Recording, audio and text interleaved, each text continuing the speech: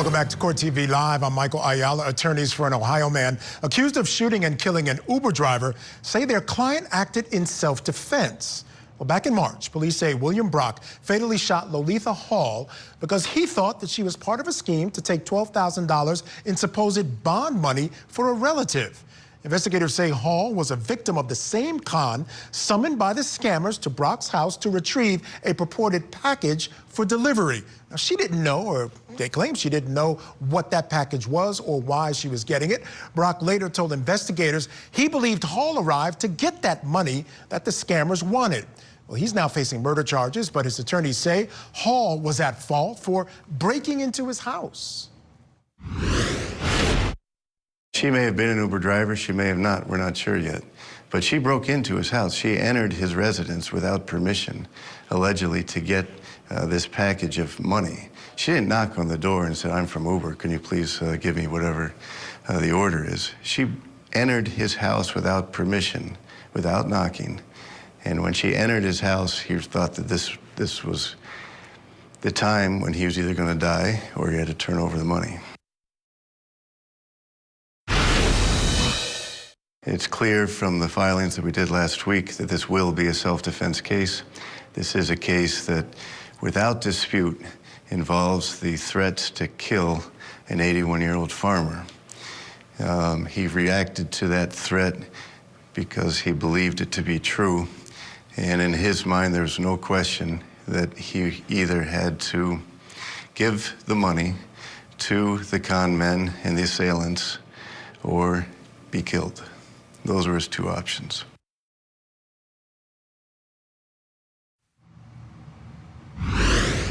Now, the grift that he was subject to is commonly known as a grandparent scam that typically targets elderly people. It's when a caller claims to be anyone from grandchildren to police, telling victims that their relative is in trouble and they need money. Brock's attorney warned others about the dangers of this scam. It will be in the spring sometime before this case goes to trial. There's a lot of information still to gather.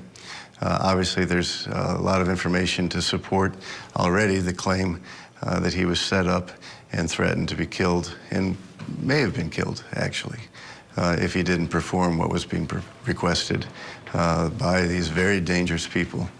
And incidentally, this isn't the first time that these dangerous people have done what they've done. They've done this in multiple states to multiple people, taking advantage of the elderly, taking advantage of those who are vulnerable in our society. An 81-year-old man who lives by himself, who's being threatened to be killed if he doesn't turn over a substantial part of his life savings, clearly would cause people to be concerned for their safety.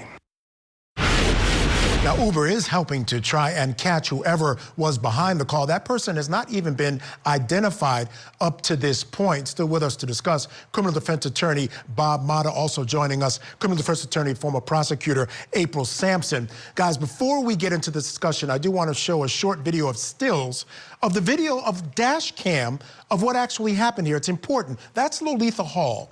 She goes up to the house. He comes out after she goes in, at least that's his claim. We don't have video of that.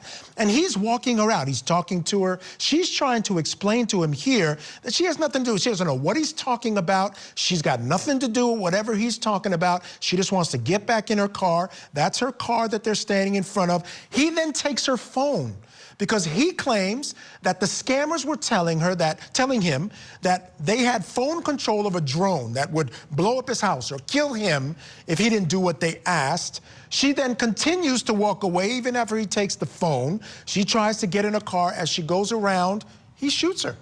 She has no weapon. She's certainly not being aggressive in any way. And then after she falls, he shoots her again.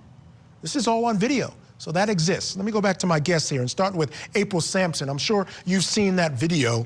I get what the defense is doing here. They're trying to create a larger sort of sense of doom and danger that will extend outside the house. Because sure, if in fact she did enter the house, and again, she can't testify, there's not video of that. If that claim is true, she certainly begins to retreat, and there are options for this guy. Your thoughts on this claim by them? Well, again, if she went in his house and he had to use a gun to get her to go out, then there would be some argument from his perspective that maybe she's a danger and I'm going to need to keep doing this in order to get her to leave my property. However, the problem that I see is what you talked about, that she's trying to get into her car, and it appears that he's keeping her from leaving. And so at that point, to me, it is no longer self-defense. You know, I don't know if the state has a stand your ground law, but I wouldn't be surprised if they tried to argue that and had a hearing on whether they could even go forward if he's truly claiming that he had to do this because it is his property. But I think once he's got her outside, once she's trying to get in her car and he's keeping her from doing so, I think that's where it's no longer self-defense and it gets into he's just doing this because he's upset or irritated or whatever the problem he was having with her. Yeah, Bob Mata, any legs on this defense? I mean, again, you know, he's also claiming that he was told that the phone, which is why he snatches her phone, he's claiming the folks on the phone, the scammers, told him that the phone would be able to control some sort of drone up in the sky. He doesn't seem to be too, you know, concerned about what's up in the sky, but he wants her phone, and he continues to follow her around. Any legs to this defense? I mean, look, the defense is going to have to do some heavy lifting, bottom line. I mean, to make those claims, I mean, we've all used Uber and Lyft. It's an app. Like, I want to know immediately, okay, well, did he order the Uber? Is it for him to go somewhere physically, or is it where they're picking up a package? You know, I mean, like, you have to start there in terms of, like, that's not going to be a mystery. Either somebody else ordered an Uber to go to that house, in which case kind of in some way substantiates what he's saying about these scammers. I mean, if he didn't order the Uber, then how does the Uber end up at his house? Now, and I've used Uber package where I've sent a package, and obviously I've been in Uber. I've never had an Uber driver get out of their vehicle and come to me. So there's some things in this that are off from both sides. Do I think that the self-defense claim itself is going to hold water? Probably not. I mean, you always have to look at the reasonableness in terms of his mindset. That's why they're trying to put this whole story out there about drones blowing up his house. They're going to have to back it up. So, I mean, they're going to have to show create phone some calls. threat, Bob. They've got to create some threat because this is an old woman 100%. who is certainly not being aggressive, can barely walk. She's got a terrible limp. She may have, you know, taken some liberties going into the house because they told her to get a package. But at the end of the day, the threat part is where I think they're going to have the most problem. All right.